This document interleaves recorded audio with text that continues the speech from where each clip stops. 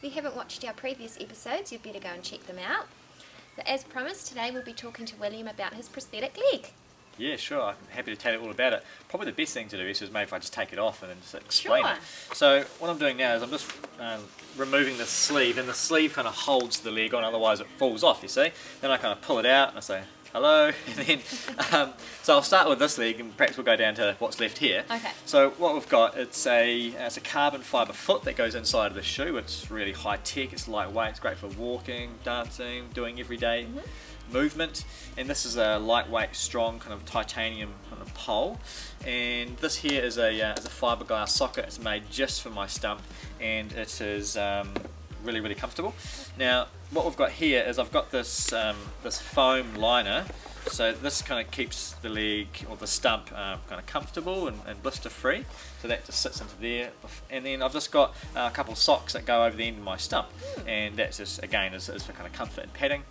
I've got my knee joints, that's why I can kind of wave to you with my leg, and I've got a relatively short stump, so the leg's kind of chopped off just below the knee really.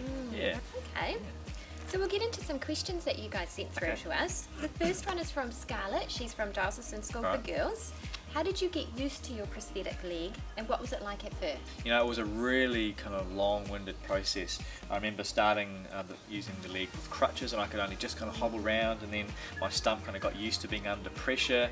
There was plenty of blisters along the way, and then I was able, perhaps 6 months later, I was able to ditch the crutches and walk around short distances. And then I just progressed. I kind of pushed myself, and it was uncomfortable, and it did hurt at times, but it really helped me to be able to walk further and further and further and further. And now I can walk just about as far as I like. Yeah. How long did that take? So the process to learn to walk with the prosthetic leg, I would say it took a year. It was probably 6 months of very, very limited mobility, and after that I was able to do the everyday things that we don't think about. Get up, walk around, make your breakfast, put the washing out, go to work or school for the day, go to sports practice, get some shopping on the way home, and then do your chores at home at the end of the day. You don't think about how much movement you've got, and for me that took a long time to get back. Lily from St Patrick's Brindle would like to know, to this day, do you still get looks or made fun of because of your leg? So I've never had someone make fun of me, to my face, and I really don't care what people say or think kind of behind my back. I don't let that worry me.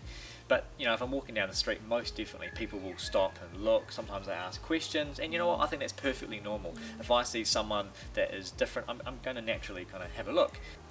Our next question is from Ella. She's from Westland High School. She would like to know, what's the best and worst things about your leg? The best thing, let's start with the best. So it would be that I don't get a cold foot. So if I'm out mountaineering, I don't have to worry about putting a big heavy boot on. I just put a running shoe on, and it works really, really well. That's probably a big upside. If I was to say something that was the worst thing about a prosthetic leg, it really would have to be during the summertime when it's really hot. If I'm out in the middle of the sun and I'm working hard or walking, the stump can get a bit sweaty inside of the liner, so I have to stop, kind of dry that off, and put the liner back on, put the leg back in the socket and carry on again. And Alicia from Kristen School would like to know, when you lost your leg, were there times where you felt like you couldn't do it? Times when you felt like you didn't have the resilience to bounce back? And if so, what were those times, and how did you manage to pull yourself up? Okay, that's a great question. And absolutely, I'm not superhuman. There were certainly times where I felt upset and kind of frustrated and wondered what the future might hold for me without my leg. It was huge. But when I think back to those really, really tough times, it was particularly when I just got home from hospital. I was lying in my bedroom back with some familiar surroundings, that it was the toughest of times. And what got me through it really was, I think, the passions that I had developed before my accident, my love for the outdoors, for my friends and my whānau, and those things really filled me with confidence and courage to overcome the challenges that were right in front of me and begin to get my life back on track again. But like I said, I'm not superhuman, and I really did worry how I was going to do it. Our next question is from William from Mulberry Grove School, and he would like to know, do you sleep with your leg? Oh, good question, William. No, I don't. When I get to bed at the end of the day, I take my leg off, I put it beside my bed, I go to sleep, wake up, and I put it back on again. And despite what you might be thinking, I have never woken up and jumped out of bed without my leg on and fallen over. I know you go to a place that you like to call the leg shop. Yep. What happens there? Right, so at the leg shop, it's an incredible place with many talented people that fit legs, and they're called prosthetists.